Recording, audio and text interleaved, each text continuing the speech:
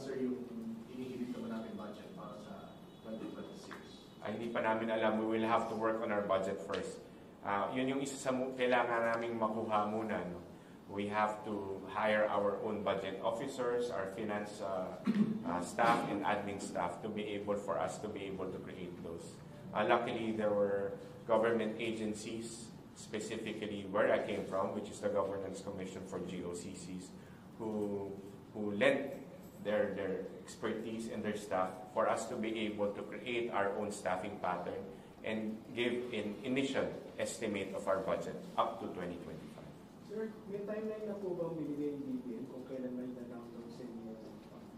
Wala naman timeline, but I believe it's gonna come soon kasi a few requirements na lang yung kailangan. Other matters, sir? Okay lang. Okay na. Other matters. Yes, sir. Earlier, the legal counsel of resigned Congressman Sabino held a press conference, and he seems to be undermining the authority of ICI kasi sabi niya, before criminal investigation din bilang kailangan meron mo ng complaint, pero apparently wala kang complaint, and ang may submit lang ng ICI sa ombudsman ay tentative findings na hindi sinabit under oath. Your thoughts on that, sir? Well, we are just complying with our mandate. We recommend and refer to the Office of the Ombudsman or any other prosecutor or agency with regard to any comments or opinions with regard on that matter. It's a matter of defense on their part, which should probably be considered by either with the Office of the Ombudsman or the other prosecutor office or body. Okay. And then the lawyer also shared ng last time na nakausap niya si Po, downtrodden daw ito or malungkot na hindi raw patas. And he insisted na walang krimen ginawa raw si Santiago. And if the government would just take to facts and evidence, hindi daw dapat i-file ang kaso. Ano po masabi na? Would you agree na patas tayo or hindi? I can just state for the record that as far as the ICI is concerned, whenever we make our referrals, it is based on our evidence gathering. It's based on the facts that we've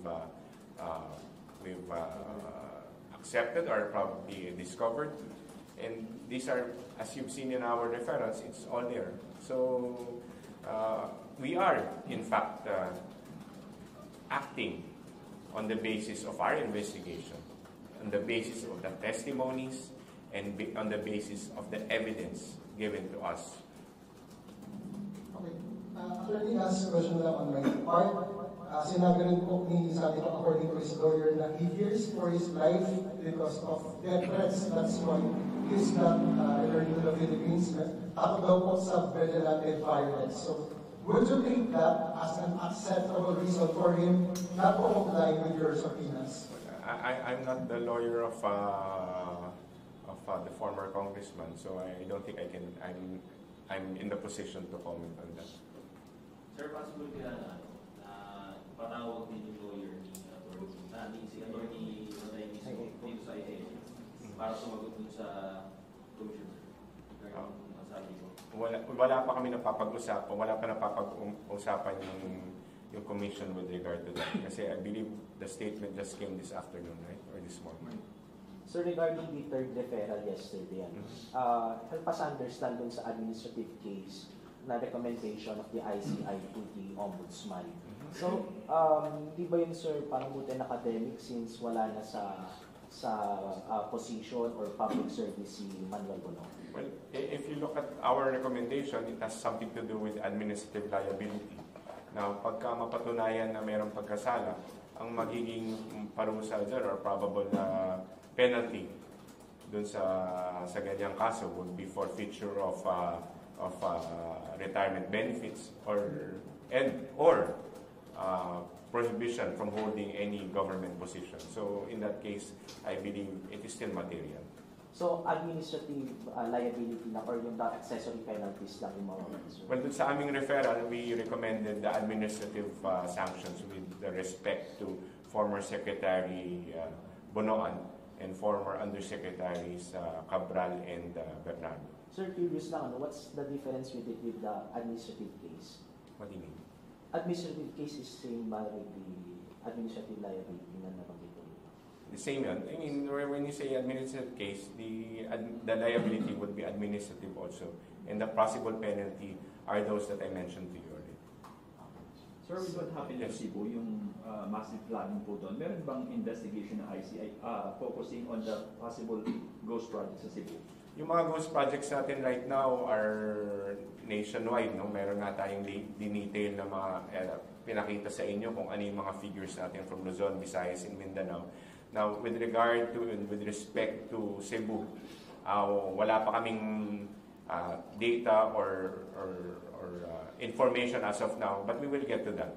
As I said, as the evidence and as the information comes to us, we will look into those. Pero sabi ni Governor Pam, they have already submitted informations and documents to the ICI. Yes. Yun nga yung ano natin, no?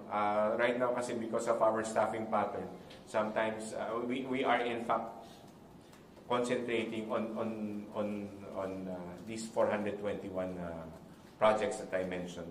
Now, kung ano man yung mga ebidensya na nakukuha namin, hindi naman namin sabay-sabay na pwedeng pag-aralan or magkaroon ng case build-up. So, very crucial yung in-announce ko this afternoon because once we are able to have more lawyers, more investigators, engineers, and accountants, mas mapapabilis yan. Sa ngayon kasi wala naman kaming nagiging what do you call this, ang concentration lang talaga namin is the 421 regardless of saan man yung lugar. Kung saan man meron dumating na information na marami na or substantial enough, then we will make our case build up. Pero would you confirm na nasa inyo na yung report from Cebu regarding the... Yun, I have to check kung meron na talaga dyan. But definitely, we have to concentrate on the projects, ghost projects, supposed ghost projects that we have sufficient evidence or information with us right now. Sir, just want to ask, I was there also in the press conference of Coast Council, no? They have denied that Co has air assets. Remember last time po nagkaroon lang ng PWG meeting, no? Was it confirmed na kay Co po talaga yung air assets because they said that it was the city's... Well, it's a matter of defense on the part of former Congressman Ko. So I believe they're the ones who should answer that to the proper authorities. Then yung second question ko po is, of course, about the safety, ganyan, hindi raw siya makauwi. Na-serve po ba and natanggap po ba yung subpoena niya? Yung pinadala ng ICI last? Ayun sa amin. I will have to check on that kasi ang importante dyan, makakuha kami ng return coming from our process server namin. No? And as I mentioned earlier, and before with you guys, once we receive that, then the commission will act accordingly. Last question from my end po. Since paulit-ulit po na piniklaim ng company ko na safety issues, ganyan, vigilante, whatever, are you also open, considering po, yung remote or virtual niya as attendance sa meeting or as resource person po ng ICI? Hindi pa napapag-usapan ng commission yan. Attorney, dun sa subpoena, in-question rin nga yung pag-i-issue natin ng subpoena. Sabi nga ni Attorney Rotain, you cannot subpoena a person who you know is not here. You cannot force a person to come here when he is not within the jurisdiction for a legitimate purpose. Just like sa case po ni Saldi po na out of the country.